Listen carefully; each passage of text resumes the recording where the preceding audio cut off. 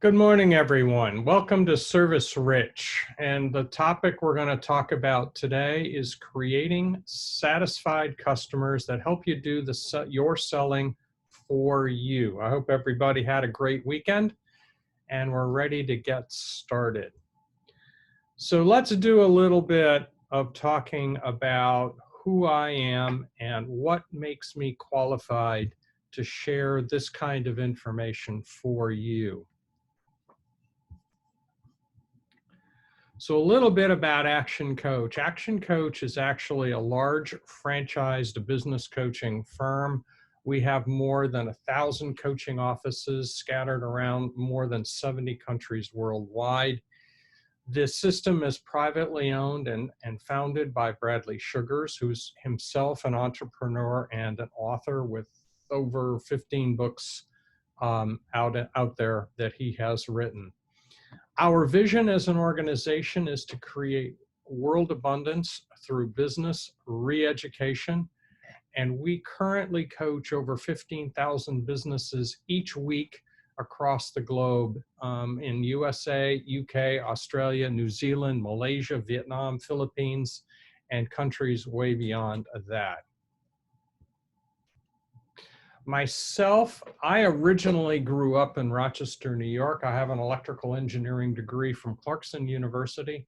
22 years later, I picked up an MSBA from Bucknell, and I have spent 20 years since then running small business units for large corporations.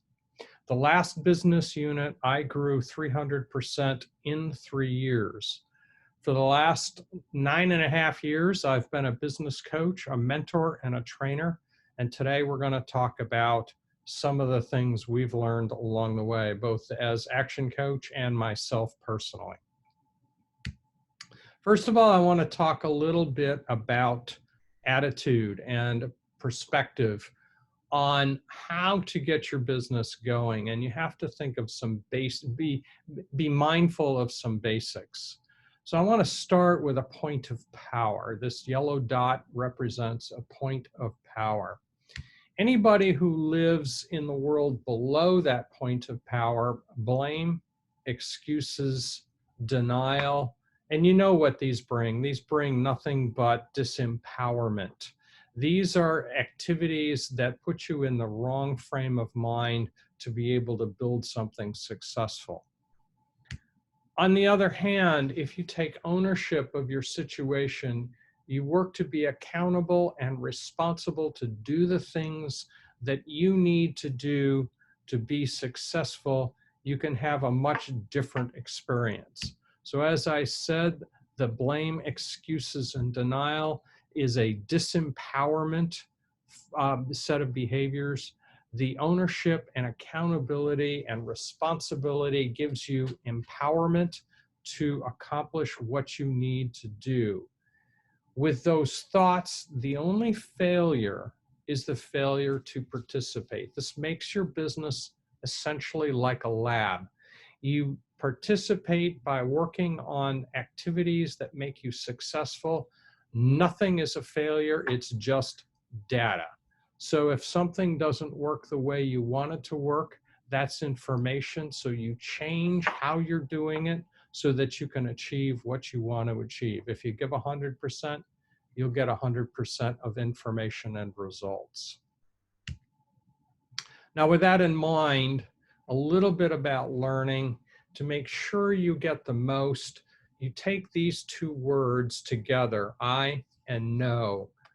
This phraseology, this self-talk, really is a disempowering behavior. So if you've got a teenager, you know what I'm talking about. I know mom, I know dad. These are the kinds of phrases that stop the opportunity for learning. When we're a little bit older, we cross our arms and we think in terms, yeah, I know. But again, it's the same thing. If we're only focused on what you know, then we don't have the opportunity to learn more. So if we can all agree that today we're going to open ourselves up and learn new ideas, a substitute phrase is, isn't that interesting? So I want you to think in terms of a phrase, isn't that interesting when you hear something new and different that is different from what you've done in the past? Now, from that, what I hope to share today are a series of BFOs or blinding flashes of the obvious. Many of these things will be things that you've heard before, but what we want to accomplish is sharing them in a way that you haven't heard before so that you can actually put them to use going into the future. So let's start with a little exercise. I want to have you guys put into the chat box what it is you want to get out of training today. What is it that you're looking for so that I can focus my conversation on those topics that you are most interested in learning, or what of those bits of information that would be most helpful for you related to this topic of how to get customers selling for you. So I'll take a minute here. If you would, type into the chat box, what are those kinds of bits of information you hope to learn from?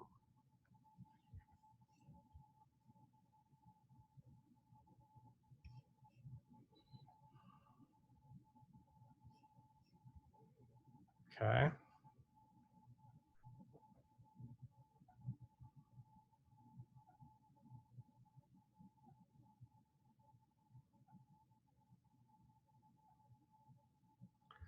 All right.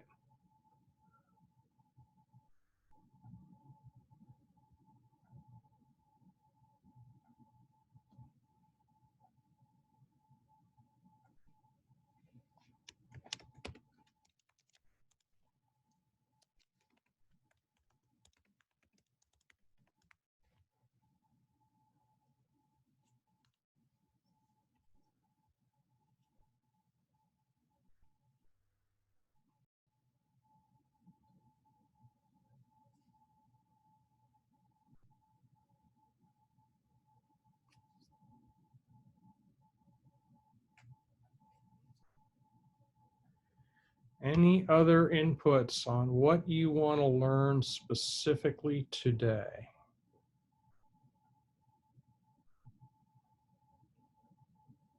All right. So the core of this begins with, do your customers leave feeling a sense of satisfaction, or do they feel delight? There is a difference. What does satisfaction mean to you? And if you want to enter that into the chat box, that'd be good. What is satisfaction and what is delight? And from my perspective, satisfaction really is just good enough. All right, we've got some good inputs from Susie and Patty.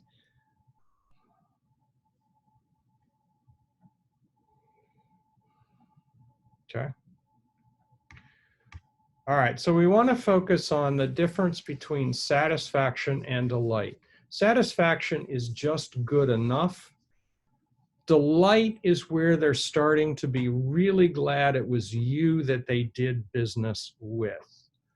So what are you doing in your business that will create satisfaction, and what will create delight?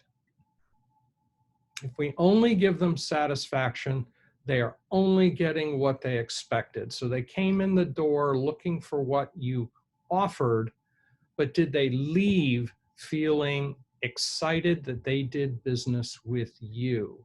So how can you, and think about this, how can you work in your business and do things for your customers that provide more than they expected, that they felt like they were treated differently than they would have felt if they had only gone to your competitors?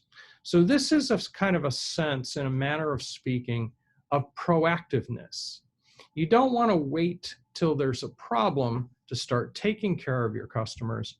You want to be thinking in advance about how can you take care of your customers in a manner that they feel like you care about them.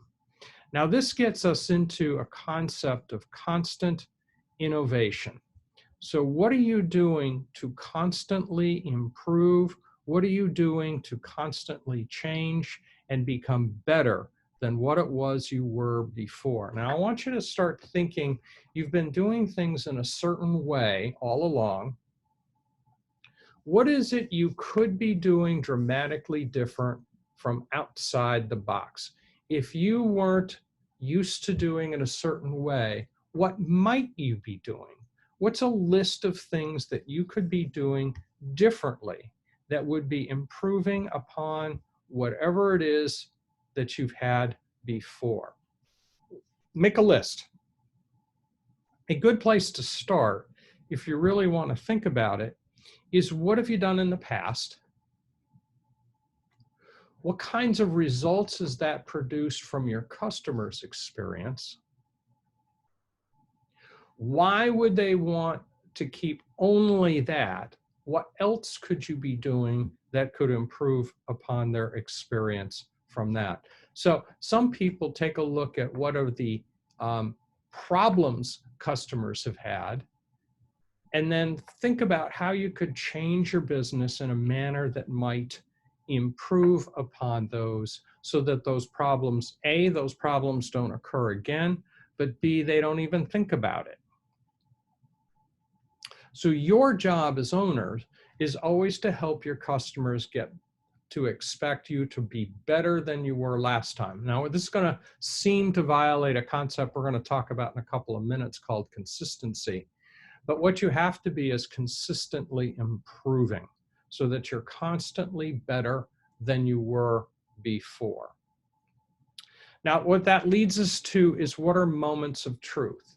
These are the moments where somebody is not happy that they did business with you. What are those moments where you could have been better? How can you prevent those from happening again? And that's not a defensive move. That's a sit there and look at it from the perspective of you want that person to walk away, delighted. How can you make your business better so that that person would have walked away delighted the next time? So these are opportunities to look for improvements in your business. So let's do that as an exercise. Think about those moments of truth in your business that you've experienced in the past. Put them down in the chat box, add them to the chat box. What are those things that you could have taken and done in a different way? And how can we design your business in that way going forward in the future? Go back through the last year, list as many of them as you can remember, and then let's think about how do we turn that into a wow experience so that the next customer can experience it differently. These are changes you can put into your business immediately that give your customers a different experience so that they have a different outcome. We're going to talk about why that matters in a few minutes. Let's just start with what are the moments of truth in your business today?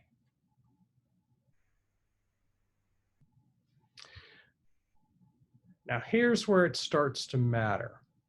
Why do people leave a business and buy from other businesses? Why do they leave and stop buying from you and start buying from somebody else?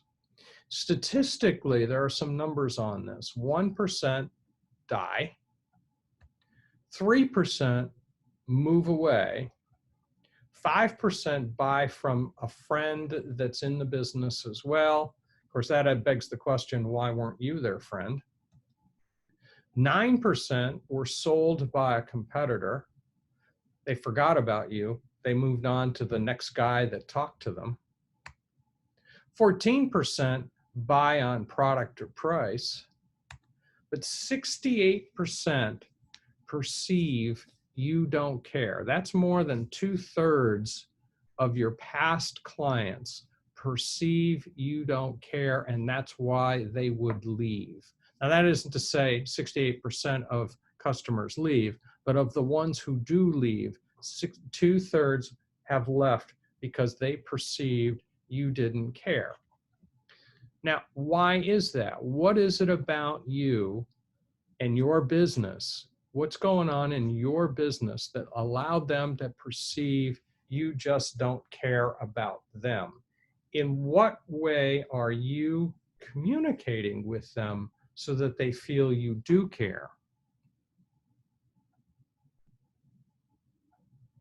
Yeah, we just got a really good comment in am new to my current workplace, but in thinking back on my other service I did, I could have listened more and worked with the customer rather than working at them. That's a very good distinction, that working at them.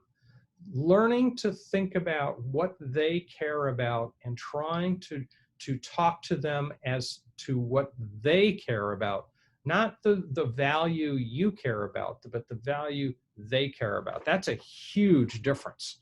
And designing your business in that way can make a huge difference in your future business, because in reality, the people you've sold to in the past, it's six to 10 times cheaper to sell to them a second time or a third time or a fifth time or a 10th time than it is to go out and buy a new customer. So which would you rather buy? An inexpensive customer who already likes you, or an expensive customer who's never heard of you before? And this is a really big distinction that we're going to be talking about a little bit more here.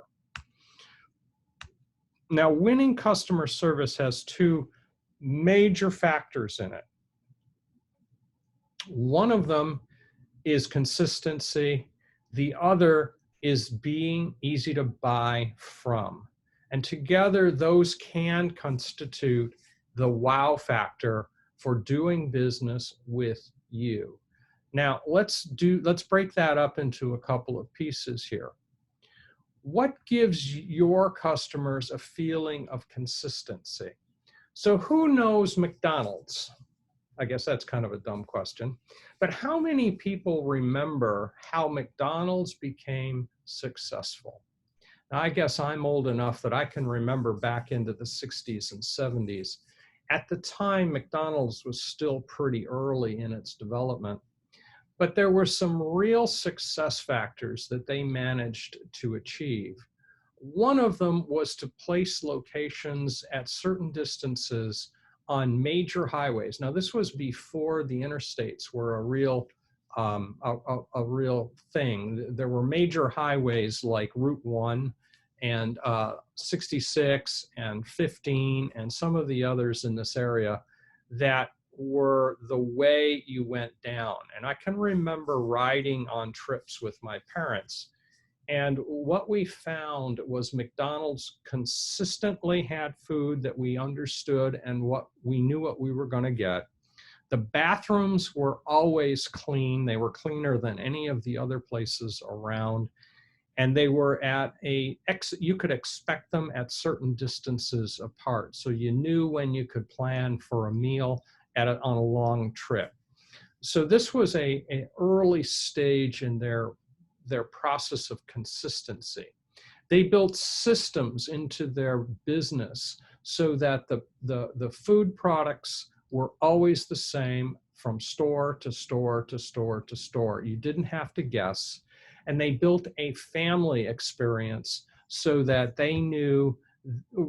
you knew what you were going to get. The kids were always well treated with toys. There was always the right things going on at the store so that you had this feeling of consistency. How can you apply that into your business so that when people buy from you, they know exactly what kind of an experience they're going to have, and it makes them feel good about doing business with you. Now, the second part of this then is easy to buy. How can you be easy to buy or easier to buy, and always getting easier and always getting easier and always getting easier? So let's think about Amazon.com. What's made Amazon so popular? Well, there's big retailer stores all around that have been very successful up until Amazon came along, and now they're struggling. Which one is easy to do business with? Obviously, Amazon is. So why is it that some of the major retailers are figuring out how to replicate the Amazon experience in their basic kind of product area? So you see Walmart participating, and you see some of the others. What's also interesting is how badly Sears is doing. Sears actually designed that original business model, but it was before internet. It was using the mail, and it was using catalogs. So they got big by distributing catalogs. Later, the big box stores came along, and they seem to have forgotten their roots. But they became very successful when they were a catalog store. Now Amazon is basically doing the same thing, but using the internet as its tool for a catalog. They have become very easy to buy. Now, that isn't to say you need to do exactly the same thing Amazon is doing in your business, but how do people do business with you, and how could it feel easier for them in their process of doing business with you so that they feel that it's easy? Okay. Now then, that opens up the question of what do you do in your business to give them the feeling of wow. Boy, I'm glad I did business with you. How can you evolve your business or do things in your business that create a feeling of wow? And we're going to talk about why this is important going forward. Think about the things that are going on in your business. How many clients have said, wow, I'm glad I did business with you instead of somebody else down the street? And what can you do to replicate that feeling over and over and over? Now we're going to talk about why are these things important. By doing that, we're going to talk about something we call the ladder of loyalty. So we're going to go through a series of progressions so that you can see the process that prospects go through to get higher and higher and higher in your ladder of loyalty. So I want to start with the idea of a ladder and a suspect. Now, who is a suspect? A suspect is a person who fits in your target market. So do you have a really clear picture of who you want in your target market? Anybody that's within a reasonable geographic distance of you that fits that criteria fits in your target market, and you should be working to find ways to get them into your database. So once we have an identification of who our suspects are, now who is a prospect? A prospect is actually the next step. A prospect is a person who takes action on you, and you collect information about them. Now, these are people who actually reached out and said, I'm interested in some way of doing business with you. So for example, if you're a retail store, they walked in your door. If you're a store, if you're a business that does business over the internet or the phone, these are people that clicked on your website and went to take a look and then interacted with you in some way, either by making a phone call or by connecting with you by email or your contact information and left phone number and email address with you. Now, you are keeping a database of these people, aren't you? If you're not, you should be. Now then the next phase here, once we've got them through the I'm interested in doing business, we take them to a level where they buy something. A person we call a shopper in this context is a person who has bought something. And it doesn't have to be anything big. It just has to be something. And now you confirm them as a buyer of things in your business. They've just bought one thing. You've got more information about them. You're starting to build more of a relationship with these people. So you can start to do more with them. Now, this is where it gets really important to you. Once a person has bought one thing from you, your goal is to have them buying again and again and again and again.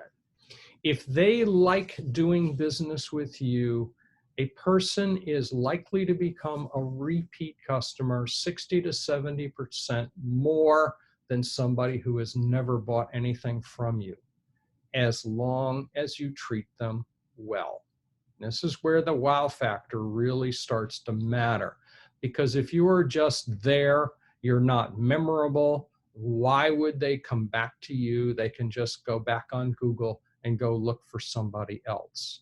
So what you're looking for, as I said a little while ago, the repeat customer is 60% to 100% cheaper to buy as a customer than somebody who's never done business with you before. The process of buying new leads is very expensive compared to the process of getting repeat business, as long as you take care of them and as long as you continue to communicate with them in some way.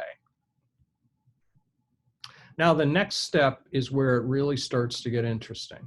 Once a person's bought from you a second time, your goal is to keep them buying from you, and we call that more of a member. Now, this is where concepts like membership kits are really, really valuable. What kind of, people are sociable creatures. They like to belong to an in crowd.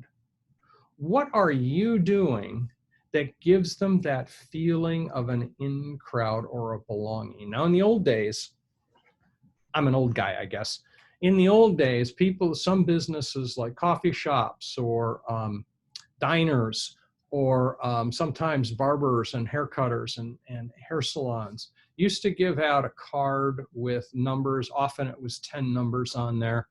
And they would punch the card every time you came in until you got to 10, and then you would get something for free.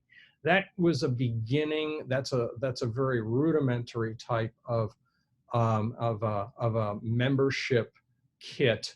Then they start the whole process over again. I want to tell a little bit of a story of an example of this that's been carried to a very good level. There's a person in Australia who is a dentist, and I tell his story because he's got books and CDs out there now. His name is Paddy Lund, and I say Paddy, P-A-D-D-I, Lund, L-U-N-D, so you can look him up. He has taken this to a whole new level. This is a dentist. Now, this dentist does not do business with insurance. This is a cash-only dentist. He's decided he is in his own realm. And what he does is he's very, very picky about who is going to be his customer. You can only become his customer by referral. He does not look for customers. Customers look for him. In order to run that kind of a business, what kind of service does he need to have?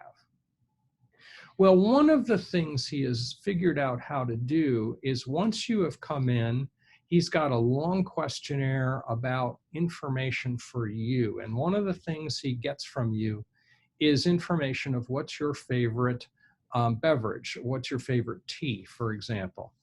And then he creates a cup for you with your name on it. And when you come in, you go to your waiting room. You know it's your waiting room because it's got your name on the door. You go to your waiting room, you are served your tea while you wait in your cup while you wait for the dentist to come in and treat you. Now, once you've come a couple of times, you're graduated to a whole new level, a much nicer cup. It's still your tea, but a much nicer cup while you wait, and they play the music that you want to hear in the room that you're waiting for the dentist. That's his idea of a membership kit. And what he's doing is, as you stay with him, he increases your level of participation. Now, people actually fly to Australia to be treated by him because they love his service so well. If you want a deeper understanding of it, look him up on the web, Paddy Lund. That's the idea of a membership kit. The goal he's striving for is to make people feel like they belong in his business and no other place. Now, we still haven't gotten to the top of the ladder yet. What you're looking for next is people who will advocate for you, people who will go out and tell others about you. These are the people that will give you 5-star reviews. They're the people that will do and record testimonials for you that you can post out there. These are the people that want you to be successful so that you'll still be there and continuing to serve them. Now, they're not aggressive about it because that takes us a little bit further, but to be an advocate, these people have to get real results. You have to have done such a good job in producing the results that they need, that they want to only do business with you. These are the ones that tell their friends about you. Now, the step you're really looking for is the raving fans. Now, what's a raving fan? A raving fan does your selling for you. They are talking about you all the time to everyone that they can, whether they know them or not. You are the first thing that they're talking about all the time. So sit down and think about, make a list of the customers you've had over the last year or two. Who are your raving fans? Who are your advocates? Who are the people that don't really care whether they do business with you or not? And what's the difference between those groups of people? Now, one of the clues here is some of those groups that are raving fans and advocates, there's something unique about them that you serve really, really well. How can you find more people like them? Those people that you've served once or twice who don't really care if they come back to you, those are not your real target market. They might be in your suspect list, but they aren't really in your target market because you aren't serving them the way they want to be served. Now, you can think about, do you want them as customers? Or do you want to let them just go and go replace them so that you go find a different kind of person to be your customer? And these are things that you've got to give some serious consideration to if you want your business to be truly successful. These are the most important people in your business, are the people that are your raving fans. If you can build a good sized pool of them, they will help you dramatically in your selling. You still have to do marketing because you constantly have to be adding to them. Remember that 2 of the criteria of losing customers were death and moving away. Those are completely outside of your control. So you really need to be finding people that can help you move that on. Now, one of the factors of building raving fans is giving them position and rewards. If you recall what I talked about with Paddy Lund, he was advancing their levels of service all the time. FedEx really worked at this for a long time in their business. What they wanted was customers who stay with them, who speak well of them, and are constantly paying them to do work for them, rather than people who really don't like to do business with them. In this way, we just talk about walk, squawk, and balk. Do you really want those people Do you want to serve those people, or would they be better served by going to do business with somebody else that more fits what they can do? Now, if you can build enough customers that are raving fans, your business will be extremely strong. But it's up to you to go get those people and serve them in the way that you're best able to do. Now, people are willing to pay extra for great service. I want to say that again. People are willing to pay extra for great service. You do not want to be the least expensive vendor in your industry out there. If you're the least expensive, you're in a constant race to the bottom. You're constantly looking for ways, and there's always going to be somebody cheaper, so you're constantly looking for ways to get cheaper than them. And it's very, very, very hard to be profitable in that kind of business model. What you want to be focusing on is great service so that you're at the more top end of the industry. That's where the opportunity for profit is. It is a different group of customers. Now, we could spend a lot of time talking about how to sell, and this is really a sales discussion and how to do that, the mechanics of how to do that, and takes a much longer webinar to get into that. And actually, I'm not sure a webinar is the right venue. This is really more about coaching and teaching about a sales process. But the core underlying feature here is the great service for enough people, enough of the people who really want the style of service you're able to give. Where you want to be is, how can I get them to the raving fan level? Design your business around building raving fans. Now, this is the key piece of this webinar. We're at the end. I'm going to make an offer that if you want to do a coaching session to convert this general information to your specific business situation, I'm quite happy to do that. Here's my contact information to schedule something to do that with. More than happy to work that out. And now I will take questions. So if you have questions, type them into the chat box, and I will do my best to give them whatever information I can.